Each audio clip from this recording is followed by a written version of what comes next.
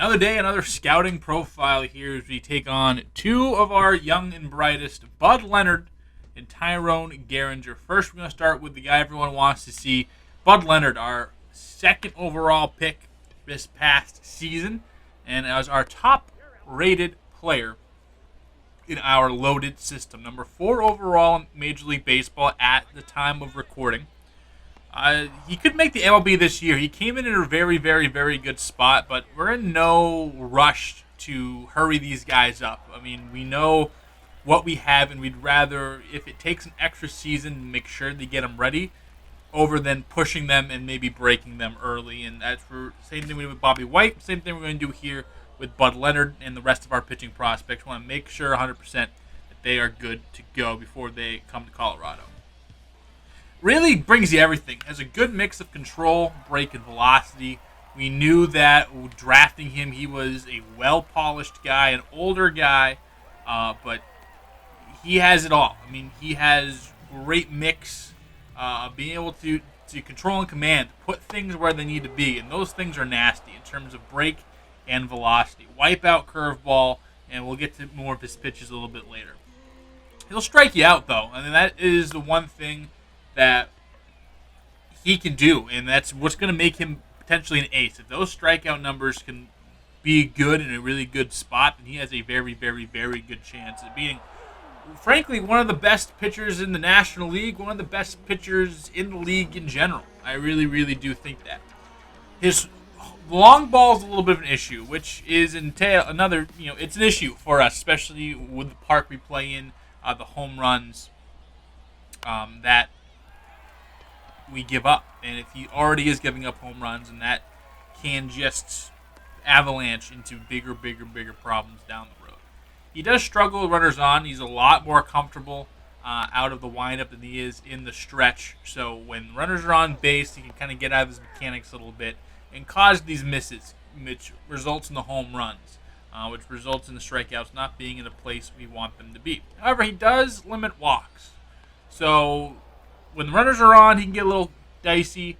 When giving up the home runs, he can be a little thing, but he's not walking guys.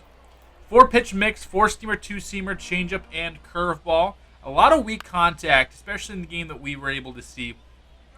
So really, doing all of these qualities I have already mentioned, or what you saw of the qualities of some of the ace pitchers of the last few years. Real break on his curveball and changeup. And having that big break helps when, as we go into now watching the game and kind of breaking down the games we saw, he got ahead in the count and executed with that curveball. Throwing strikes early, throwing strikes often, then using that curveball to fall off the table, fall out of the zone, get guys to chase, get guys to whiff. Already has deceptive movement on it. I think he's going to be just A-okay. In the middle innings, got touched up a little bit in the beginning and then a little bit towards the end. But he was untouchable in those middle innings. Just really giving you solid work and a glimpse into why we think he could potentially be with us at the end. Got in a little bit of trouble in the 8th inning. Overall, he finished the day with 8 innings pitched, 5 hits, a run, an earned run, no walks, 5 strikeouts. So overall, how does Bud Leonard fit into our plans? He is our plans. I mean, we have this plethora, this juicy pile of really, really, really good starting pitching prospects, and he's probably the cream of the crop. Right-hander, throws hard, mid-90s on the fastball. Again, the curveball is excellent. The changeup works really, really, really well off of that 4-seam fastball. Doesn't really have a pitch that moves horizontally. The 2-seamer does cut back in a little bit, but nothing too crazy. But he's going to be somebody that we're going to be selling Bud Leonard jerseys for years and years to come, hopefully, and he is someone we are extremely, extremely excited about. Next on our list for today, Tyrone Gehringer. This guy was a late pick in 2023 and really opposite end of the prospect spectrum for us. One of our, down towards the bottom part of our top 15, but he gets high contact that can play right now. What's interesting about him is he has that one refined skill, and that's hitting the baseball. He's going to hit for contact, spray it all over the park, has really, really, really good contact numbers, and he's been absolutely raking in Double A this year. Again, I think he could be a major league hitter right now in terms of bat to ball skills, especially against lefties. He absolutely demolishes lefties. Draws walks at a great rate. So not only is he mixing in hitting the ball over the park, but he's getting on base by just any means necessary. He's slow and he can't field, so he's probably a lifelong DH. Which, especially if you're not getting much power out of him, you'll see he ripped like a bunch of doubles here. But isn't going to hit for too much power. And here's a couple lines that I think really, really, really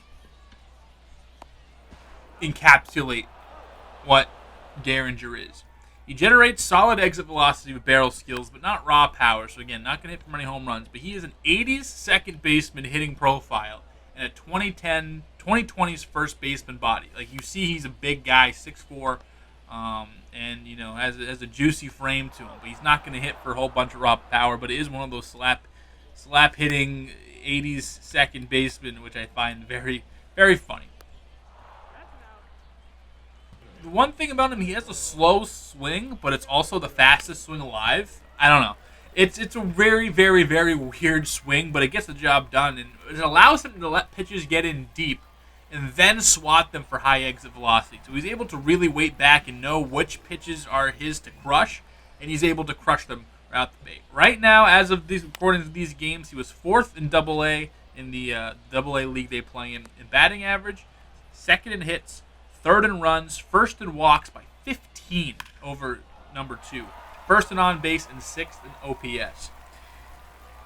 Came up clutch in the games I saw, including a walk-off to end the game 2 with 6 of 14, 5 RBI, 4 doubles, and a run scored in the time we spent with Gehringer. Well, that's going to do it here for this prospect profile. Usually I'll say which one of these prospects we'd rather have. We'd all rather have Bud Leonard. That's just a fact. But do you think Gehringer plays? Do you think he has some time with the team? He's still fringy as hell, but I love the tools from him. I love the personality. Everyone loves this guy. But that's going to do it here for me. We will see you next time with some more Colorado Rockies. Thank you all for joining us. Thank you all for listening in, and we'll see you next time.